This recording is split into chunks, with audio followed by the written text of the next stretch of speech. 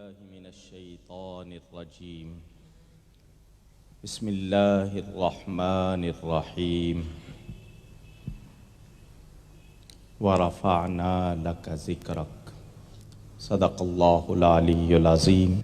نبی پاک صلی اللہ علیہ وسلم کے سامنے بچیوں نے دف بجائی، ایک موقع پر نہیں بلکہ بدر سے واپسی پر بھی، اس موقع پر بھی بچیوں نے دف بجائی تھی اور نغمے گائے تھے، یہاں تک کہا تھا کہ ہم میں وہ نبی موجود ہے جو غیب کی خبریں دیتا ہے۔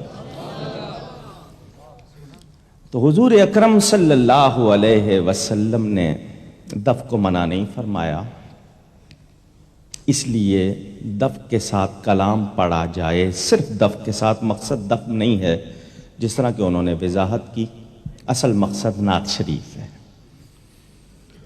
حضرت امیر خسرو رضی اللہ تعالی عنہ کے بارے میں کہ انہوں نے تو ہندوؤں سے مقابلہ کرنے کے لیے جیسا کہ مشہور ہے واللہ عالم کے ڈھول کا طبلہ بنا دیا، لیکن وہ مقابلہ تھا، اس پہ کوئی وہ ہمارے چشتیہ سلسلے کے تمام لوگ قوالی سنتے ہیں۔ میرے نبی پاک صلی اللہ علیہ وسلم کے بارے میں یہ روایت مشہور ہے کہ انہوں نے پیٹ پر پتھر باندھے۔ میرے ایمان کا ذوق گوارا نہیں کرتا، روایت موجود ہے کتابوں میں۔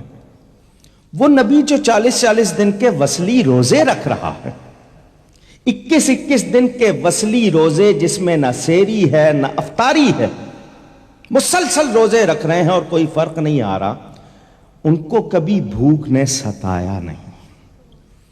اور میں ذمہ داری سے یہ بات کر رہا ہوں کہ نبی پاک کھانے پینے کے محتاج نہیں تھے صلی اللہ علیہ وسلم، یہ میرا دعویٰ ہے۔ وہ اس زمین کے محتاج نہیں تھے، وہ صرف اور صرف خدا کے محتاج تھے، باقی سب ان کے محتاج ہیں۔ وہ اگر کھانا نہ کھاتے تو میرے اور آپ کے لیے کھانے کا طریقہ کون بناتا؟ یہ ہمارے لیے کیسے اس میں ثواب ہوتا؟ اور زمین کے وہ محتاج نہیں، وہ عرش اولا پر گئے، زمین کے بغیر رہے یا نہیں رہے؟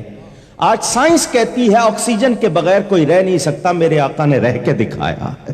چنانچہ ایک حدیث سنیے، نبی پاک صلی اللہ علیہ وسلم اپنی شہزادی حضرت سیدہ فاطمہ زہرا رضی اللہ تعالی عنہا کے گھر آئے، دیکھا تو سیدہ کا رنگ زرد تھا، کھانا نہیں کھایا تھا، کمزوری، نقاہت جس کو آپ کی زبان میں کہتے ہیں، اس کے آثار تھے۔ حدیث کے الفاظ ہیں، حضور صلی اللہ علیہ وسلم نے اپنا ہاتھ ان کے سینے پہ رکھا، سیدہ فرماتی ہیں اس کے بعد مجھے کبھی بھوک لگی ہی نہیں، مجھے بھوک نے کبھی ستایا نہیں۔ جس کے ہاتھوں میں اتنی برکت ہو اس کو بھوک کیسے ستا سکتی ہے؟ سوچنے کی بات ہے۔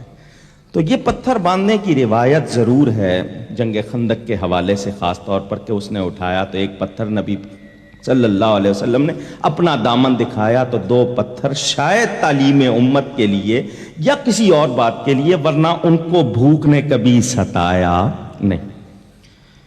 قرآن مخلوق نہیں ہے، اللہ کا کلام ہے۔ انہوں نے جتنی باتیں قرآن کے حوالے سے کی کہ اگر وہ کنواں، اگر وہ گلشن، اگر وہ چراغ، اگر وہ دیا، یہ صرف سمجھنے کے لیے، اس کی عظمت کے لیے ہیں، ورنہ قرآن اللہ کا کلام ہے، بنایا ہوا نہیں ہے۔